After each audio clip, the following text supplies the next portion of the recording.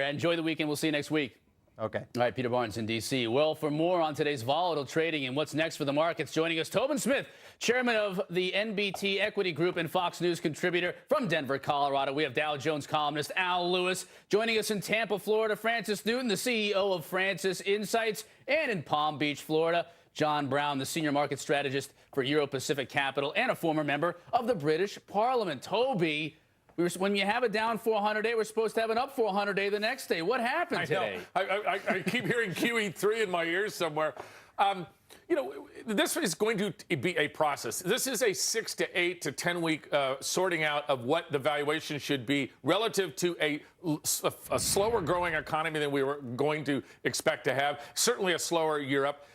The good news is that it's very rare that we actually have a sort of back-to-back bear markets in 2 years, and particularly the good news at these valuations. At 10 times a dollar of earnings, it's hard to make the bear case, but I think you can make the we're going nowhere case, and I think that's what we have for the next couple of weeks at least. John, I have to ask you about this. You know, the fears about Europe, they seem to be creeping in every week now, or maybe they'll go away for a few sessions, and then all of a sudden they'll come back. Are they overblown a little bit, you think, in terms of this sell-off? Oh, no. As I forecast in 2006, both in writing and on television, what we're going to see is, first of all, a real estate crisis leading to a banking crisis, which governments could salvage. Then stimulus, so we have a synthetic market recovery. I actually thought it'd go a little higher. And now we're seeing the third phase, which is a sovereign debt crisis, which will lead to a currency collapse. And then on the fourth phase, a gold-based new currency. And so we're just entering the third phase, and the sovereign debt crisis is so bad because who can solve sovereign debt crisis? I mean, that's the big problem when governments run out of money and credibility. That's a huge problem, and of course it's creating great uncertainty. And when you combine this with, in American economy, where you have the government which is pressing on the accelerator with stimulus packages and a debased dollar, and at the same time has its foot on the brake with over-regulation, over-taxation, and things like that. So you get huge uncertainty in the market and fear. And that's what's driving this market now and making it so highly volatile as it tries to grapple with the combination of inflation and recession, which is stagflation. All right, I've got to jump into Al here. Al, ironically, right after Labor Day, the president is going to give us his new plan on labor, on jobs. Is that going to do anything to restore confidence? I can't wait. You mean he's got a plan for jobs? How long has he had this plan? Has he been keeping it a secret all this time? You know what? The government is out of bullets. They can't do anything to create jobs. It would have been great if Obama would have done something with jobs with that first stimulus bill that he had, but he didn't. It would have been great if he would have done it a little bit even after that, but they can't. There's not the political will to do this kind of Keynesian economics anymore, and frankly, I think whatever he has to offer is going to be too little, too late, and we are going to see 9, 10% unemployment for the foreseeable future. And, you know, Francis, more job layoffs announced in the banking industry. Bank of America, 3,500 jobs announced. It may even go up as high as 10,000. We've seen it from several other banks here over the last few weeks.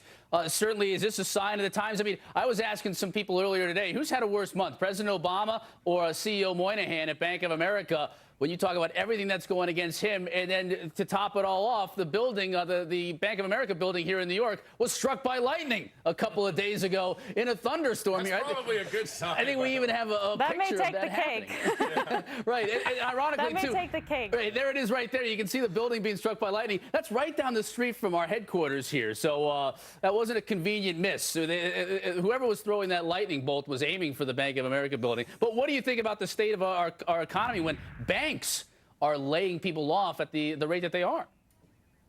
I think that banks earned some very interesting lessons on the last deflationary collapse that started in October of '07, and I think that they see it coming again, whether they want to be honest about it or not, and I think that they are acting accordingly. I think that they know that we have another wave of deflation. It's a mathematical certainty. We do not have inflation, and I think they're preparing. Well, but remember, with all due respect here, the people that are laying off are thanks to our Dodd-Frank Act. Almost all of the jobs were from the trading, from the investment banking side, because the demand those jobs have gone away thanks to our government regulation. And, of course, the American banks are hugely exposed to Europe. Go ahead, Al. What because they have because the American banks sorry, have that huge, and they just they've can't make underwritten up huge securities out of credit thin air. default Now I swaps. got everybody talking at the same time. I'll tell you what, Al, give me your Sorry. thoughts, and then, John, I'm going to go to you real quick. Well, I agree with Tobin, but, you just can't make mortgage-backed securities the way you used to. You Darn can't it. just make up securities out of the thin air and just sell them to Europe. I got about 3 mortgages I'd like to sell them, by the Everybody wants way. to be risk-averse. John, Well, what do you think? The American banks have underwritten insurance by underwriting huge numbers of credit default swaps from the continental banks in Europe, and therefore they're exposed to the massive problem of sovereign debt in Europe. Plus, of course, they have interbank relationships in normal deposits with European banks.